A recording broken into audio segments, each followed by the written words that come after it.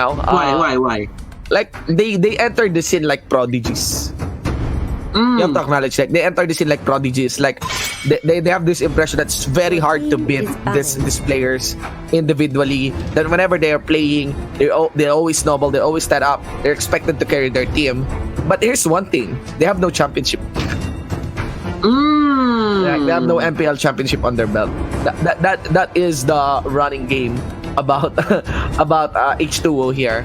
So I'm actually very curious about this guy, about how much fire does he have until the next MPL arrives, right? Especially with organizations underdog, he's still struggling to get back into the MPL. Is it because of the pressure? Because when people think highly of you, at times you would think like it could be the pressure of coming out from these people, like, oh, he's H2O, he's 100% gonna get a championship, and those things stack up. Those things get into your head. If it's something that's going to happen or going to be talked about nationwide. Yeah, we have one viewer here actually mentioning that they are Carmelo Anthony. What? Carmelo Anthony of Mobile Legends. I don't know. I know Carmelo Anthony for sure. I actually don't know Carmelo Anthony. I know Lionel Messi more than Carmelo Anthony. Someone said that they're okay. Carmelo Anthony hasn't won a championship, I think. Okay. Also a prodigy. Like so he's like Uzi. It's like Uzi of RNG. He hasn't won a championship. I don't think Carmelo Anthony has won a championship in his career. I mean, he had a lot of hype. I kind of get why that viewer said that. All right. Anyway, guys, this is it. The final game of our final series fought between Nexplay Predator Solid versus Sinag Pilipinas. By the way, final game of our final series. Yes, this is game 3. Game number 3. Game 1, I think we have some new viewers here coming in from the Alpha universe. on the battle between Dogs and 2 Stacks, ladies and gentlemen. And here we go. I just want to give a refresh of what happened for the game 1 of this series. Game 1 was won by Sinag Pilipinas. Game 2 was won by Nexplay Predator Solid. No, Sinag Pilipinas won using a Kimi composition. The Kimi got banned for game number 2, and now it is banned as well on game number 3. Again, Sinag Pilipinas has been utilizing this Natalia a lot, and they plan on doing so. But this time, in game 2, they were denied of the Grak. Right? They were denied of the Grak. They have the Grak priority on this one, and this time they've been hovering over the carry. The Harit rather. They've also banned that one. Now Sinag Pilipinas will be playing it. In Sinag Pilipinas, they really like the Harit, and they just go straight for the Natalia. Kimi was really strong for the side of Sinag, so NXP just denies that. I mean, okay. Both of their chess pieces, both of their key heroes were banned out. Kimi was banned out on the side of Sinag. Kaja was banned out for the side of NXP. Yeah. So this is the real game changer. This is a real game changer if you're on the side of both teams, because how they play these heroes and how flexible these heroes are for them, it shakes up every single playbook that they have. And sometimes Kimi is how do I say this? Kimi is one of those heroes that one team really needs to know how to play. Yes. And they have multiple strategies on how to play it. Yes. By the way, I would like. Yep. Okay. Go ahead. I'm actually I'm sorry to interject. I actually just want to remind all our viewers. They might be surprised when we are speaking in English. By the way, what you are watching is the Realme Gaming League. This is a Southeast Asian tournament. So the scope goes beyond the borders of the Philippines. That's why we're speaking in English, because we still have some viewers also watching that does not understand the Tagalog language. So I know majority of viewers still watching. I know majority are still watching from the Philippines and may have preferred the Tagalog language, but the Filipinos are very capable of understanding English, right? You The guys are Filipinos are very very capable of understanding English. So let's give some leeway and of course consider understanding why we are using the English mode for this shoutcast. Again, for the benefit of other viewers, coming in from other countries. Yeah. So there's Give yourself some credit, guys. You guys know that you understand English really well, because I don't know. It's a Filipino thing. It's a Filipino thing. Yeah, we're gonna do our best. We're gonna do our best, ladies and gentlemen. Well, all I ask is that you watch closely and listen closely, because this is gonna be a very heated fight. Nexplay came in from a win. We did mention that Sinag Pilipinas is the underdog for this series. They took game 1, much to our surprise, in a very convincing fashion. They lost game number 2, re-establishing Nexplay Predator solid. We have a game number 3. This is it. The moment to prove yourself if you are coming in from Sinag Pilipinas, if you really deserve to be a team with the same caliber as Nexplay Predator Solid, or you are Nexplay Predator Solid who wants to send a message that we are the stronger team. Period. All right. And yeah, looking at the lineup here, both teams are really strong, and we have to check out how we are going to set up this game. H2O and the others ready to take this series.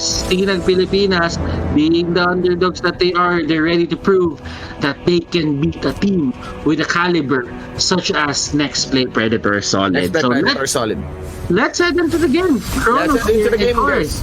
Yep. All right. So again, just to get a quick review or a quick preview of what will be the final heroes for both sides of this team, it will be of Kronos on this Harry. Meanwhile, onto the other side, it would be of the Claude on H2O. Oh my God, stream hero, ladies.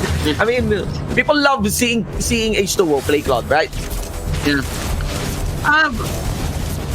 You don't really give out Claude this easy for the other team. Yeah. Like this is one of the funnel carries that if he has a smooth sailing 1 to 5 minute phase, from minute 1 to minute 5, you just win. Yeah.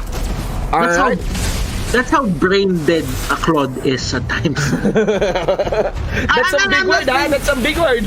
I'm not saying that it's an easy hero to use. Okay. But yeah. If you think about recipe. it, There's a recipe. If you follow that recipe, it becomes braided, then you just win from that. Yeah.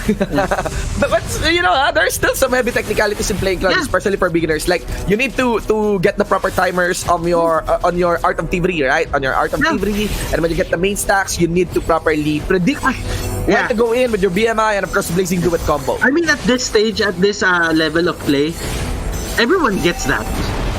So you really have to expect. But look at this Kronos. They're really playing with Yawi here, and then we're even going for the wraparound, but he didn't even get the knock-up as well. Yeah. And onto the top lane, H2O as being the best. I don't know. It's probably one of the best players in the Philippines right now. Yeah, Doggy's claiming it. And observing H2O, I think that's a well-informed claim by Doggy. But look at that. Still no first blood for this running game, ladies and gentlemen. That's going to be the kite coming in from H2O. And also Chester Denver would have to flicker out of that. And meanwhile, you got Tiki as well on that Natalia hovering around the brush. H2O tries to BMI in, maybe get the kite back, punishing Yukio Kazuki, and of course Yawi taking up some third hit. Still no casualty for this game, still no first blood. Okay, so right now they're just gonna push out the lane. They need that extra control on the blue side here of Sinag Pilipinas.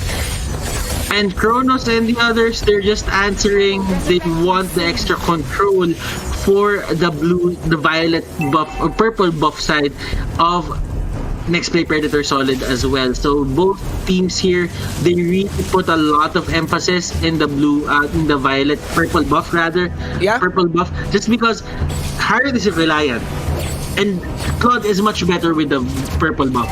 Yes.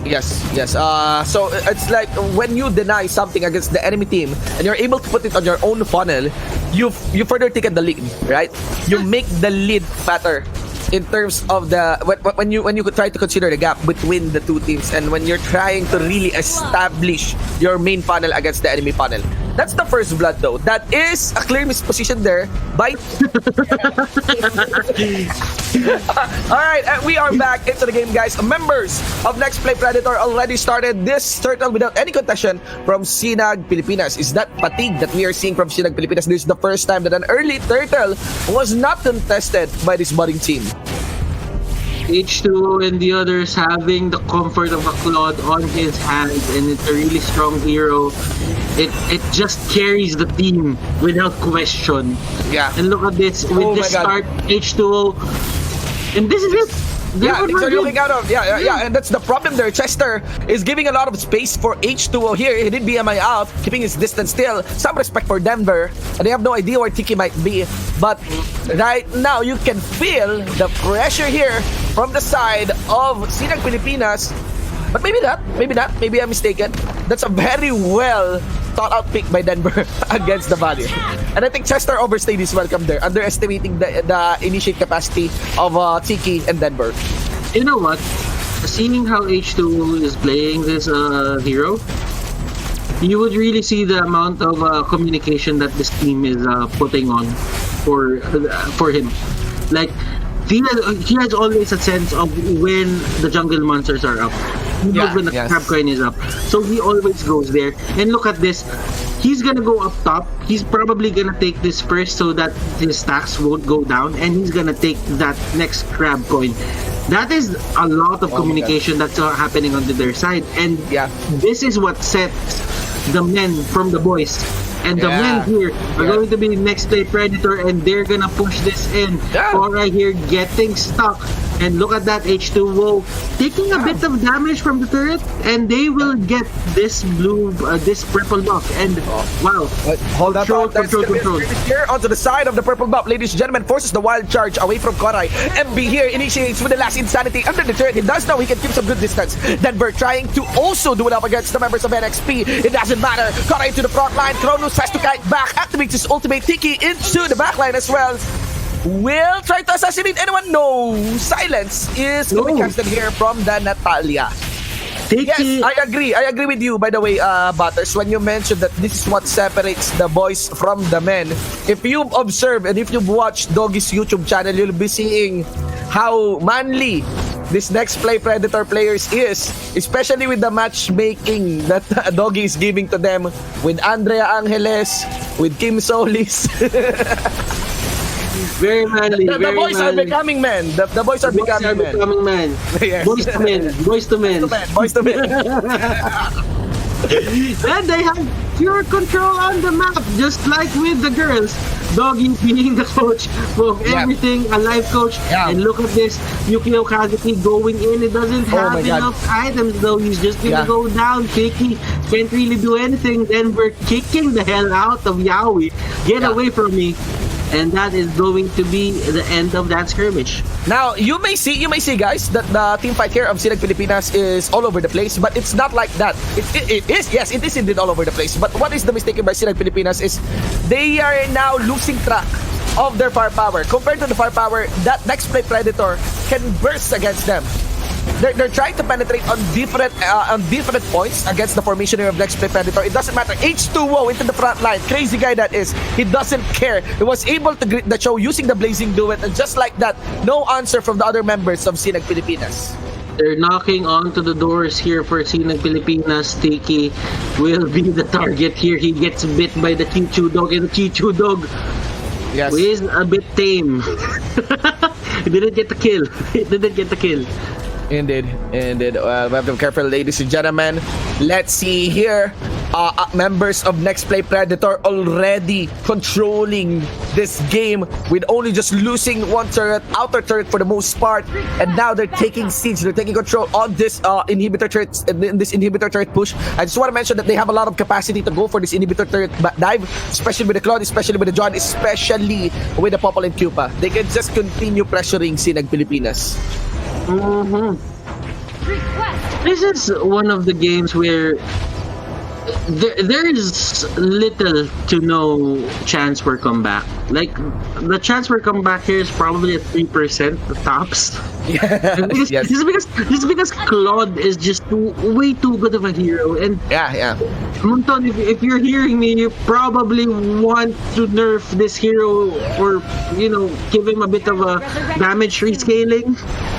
Yes, man. I mean, this Harit actually, I'm not so sure what damage will be felt from the major and the main funnel, I think, of Team Sinag Pilipinas. Actually, Kronos tries to go for the dive with this Esmeralda. Denver into the front line. H2O will be bursted down by Tiki. At least they managed to get the tag, but at what cost? Maybe everything? No. Tiki here getting chased down by Yawi.